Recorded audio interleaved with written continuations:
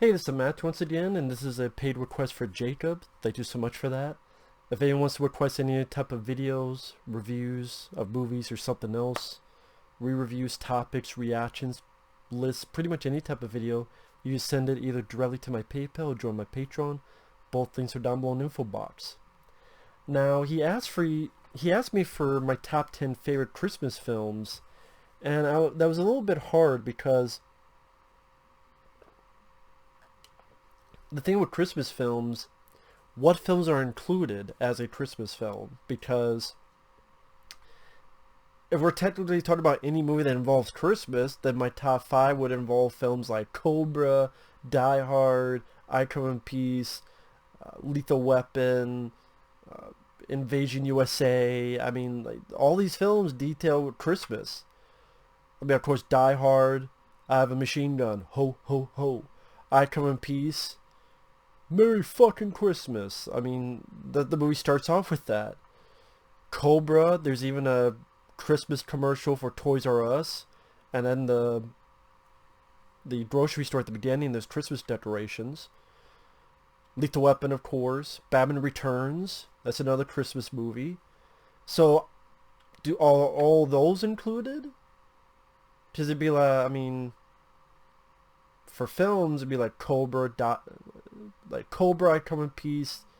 I put those because they're a bit more underrated for me. Cobra, I Come in Peace, like Die Hard. I do, you know.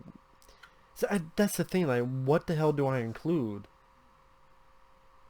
So, that's the tough thing about a list like this.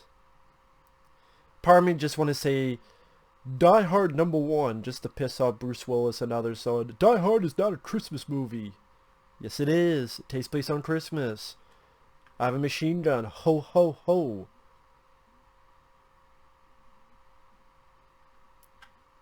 There's a lot of talk about cheer up, Cleo. You know, it's Christmas. It's gonna take a Christmas miracle. It ends with let us know, let us know, let us know, and you want to tell me it's not a Christmas movie. Die Hard 2, that's another Christmas movie. Technically. So I would put Die Hard 2 on the list. This is underrated sequel. I didn't know how much that sequel got in the crap. When I did, I'm like, you know, it's a good movie. It's a good sequel. Die Hard 2, I mean, so I just put together a list for shits and giggles. Like, all those films would be on there. Uh, Again, I would put Die Hard just to piss people off. If I'm not allowed to put any of those on there, if I am, I'd be like, you know what, Cobra, I Come in Peace, Die Hard, uh, Die Hard 2, Scrooged would be there. I love Scrooged with Bill Murray. I love Scrooged. I wish it had a big special edition Blu-ray with features. It deserves it. It's my favorite version of the Scrooge storyline. Bill Murray, I thought he did a wonderful job. I know him and Richard Donner, the director, did not get along. They weren't happy with the final product. Well, I am. I think the movie is great. It's funny. We stop with the goddamn hammering. I can't put these on the mouse. Have you tried Staples? The Three Ghosts. I love the special effects utilized in those scenes. I loved how each one had their own unique personality and, in a way, ability. Yeah, the Grim Reaper looking motherfucker with all this shit in his body. I love having... Oh my god, I know his name. Bobcat Goldthwait in it. The music, the score, the commercials. I mean, the opening commercial, there's a drug addiction.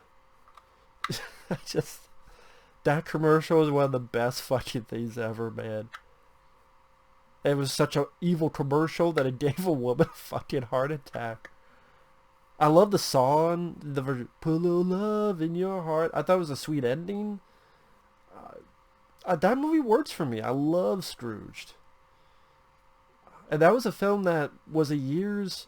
Because Bill Murray was not in a movie for like 4 years. Because Ghostbusters was a huge hit, but then his passion project, The Razor's Edge, did not do well. It came out around the same time, and I think that hit him very hard. So other than a cameo in Little Shop of Horrors, he didn't work for 4 years.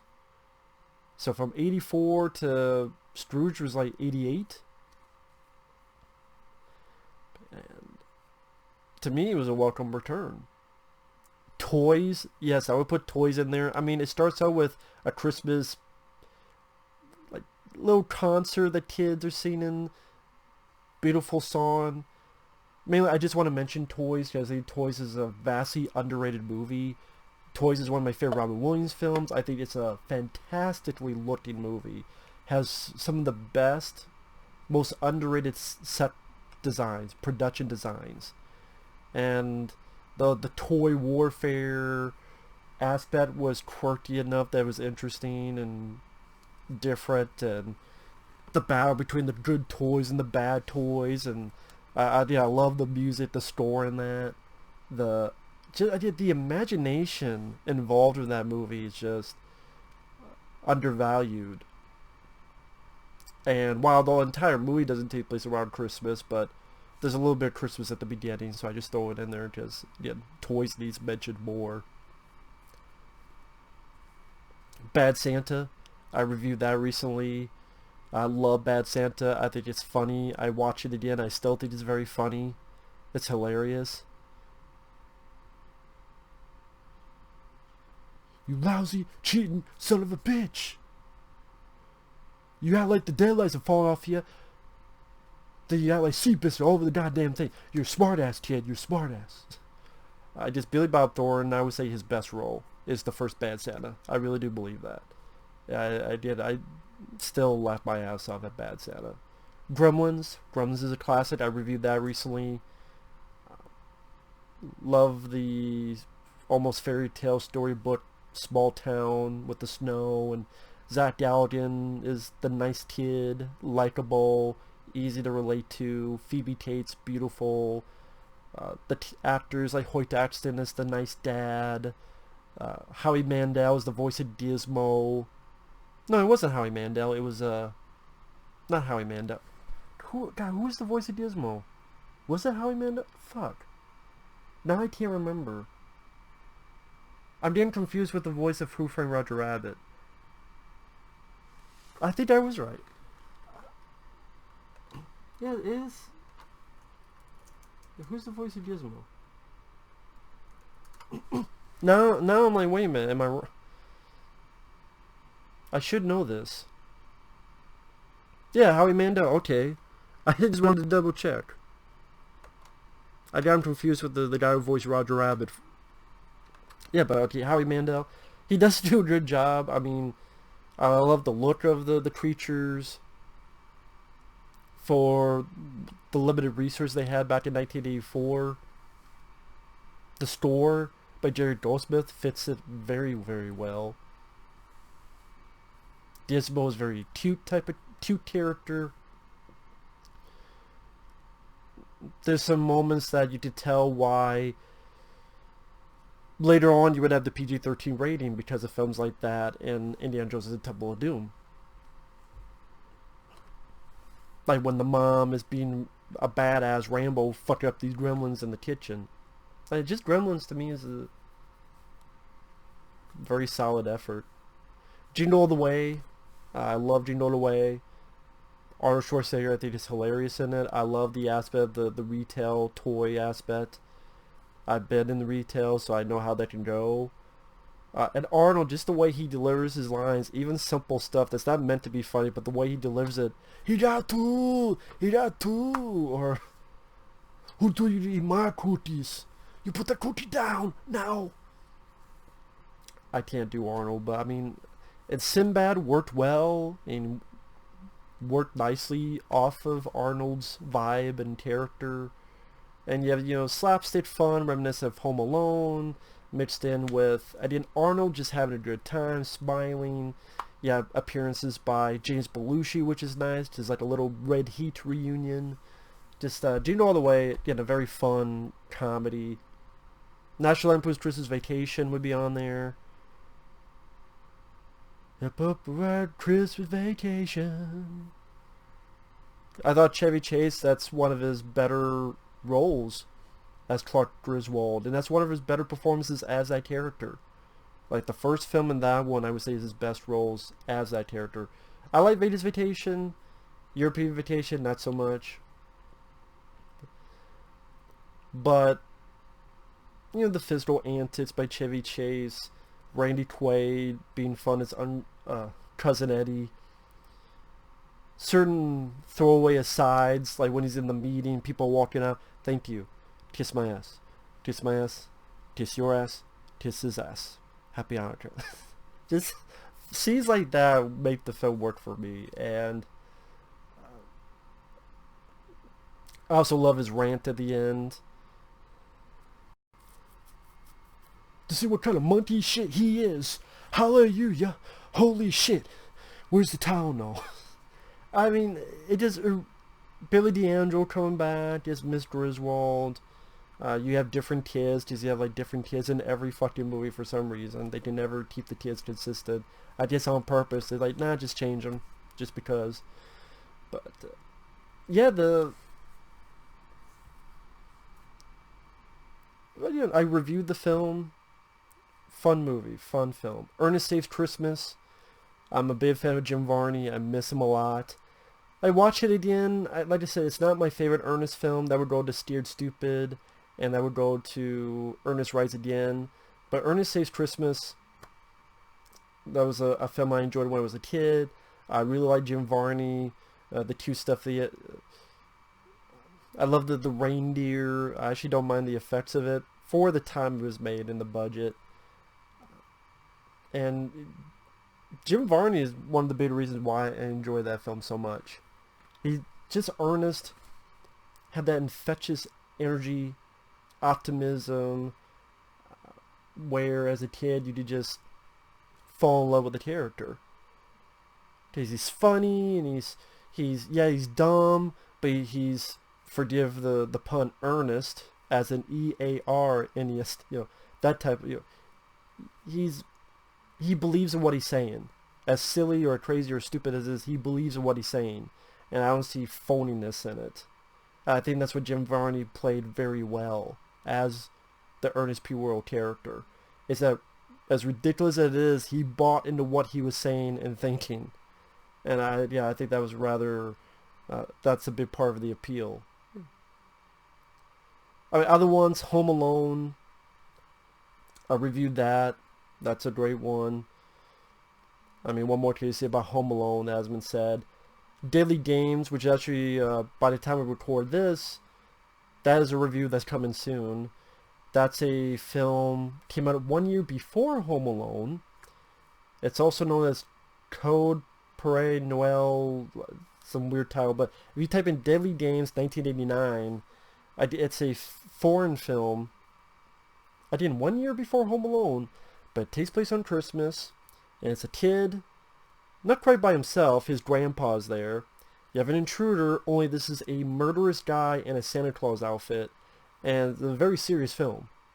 I mean, when the intruder dressed as Santa Claus comes in, he murders the kid's dog in front of him.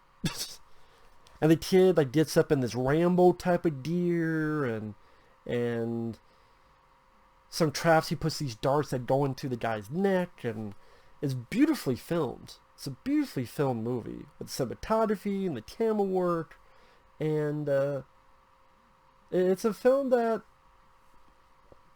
not many people know about, but very well done. And the kid is rocking a crazy Billy Ray Cyrus type of mullet too. But yeah, very good film. If you haven't seen it, it's definitely worth a look. Again, the best way to find it is Deadly Games 1989. I mean, The Ref, I reviewed that with Dennis Leary. That's a good one. So, I mean, there are there are Christmas films I enjoy. I mean, The Grinch with Boris Karloff. That's another review that'll be coming sometime soon this month.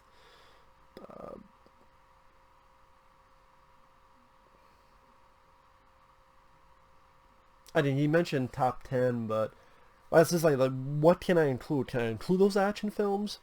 If I could, let's say it'd be like Cobra, a film that features Christmas somewhere in there. Cobra, I could see it not being a Christmas movie because other than like two little things of Christmas, there's really nothing, not the location, not the music, nothing else that screams Christmas other than a toy commercial and a few decorations. I Come in Peace kind of the same way. You have the Christmas music at the beginning, a guy going, Merry fucking Christmas. Die Hard definitely showcases more of the Christmas aspect. So maybe I put that above. Although I like Cobra more because I think it's just more underrated. Die Hard is more of a Christmas movie, so I would say for favorite Christmas movies, I would probably put Die Hard number one. Because then Cobra I love, there's Christmas in it, but as a Christmas movie, Die Hard showcases more of a Christmas movie. Does that make sense? I don't know. If that's the case, then Die Hard would be number one. But then it'd be like, if I'm not supposed to have those, then Scrooged, Toys, Bad Santa, Gremlins, Jingle All the Way, National Lampoon's Christmas Vacation, Ernest Saves Christmas, Home Alone, Deadly Games. Again, Batman Returns is good. Lethal Weapon. Tis Tis Bang Bang. I like that. Long Tis Goodnight. That's another one that takes place around Christmas. Long Tis Goodnight's a good one. But of course, takes place around Christmas. Shane Black. Most of his films do. But Long Tis Goodnight is a great one. Underrated one with Jaden Davis, Sam Jackson. So, yeah. All that, put it in a bubble. With that said, thanks for watching. Take care, and we'll see you guys later. Bye-bye.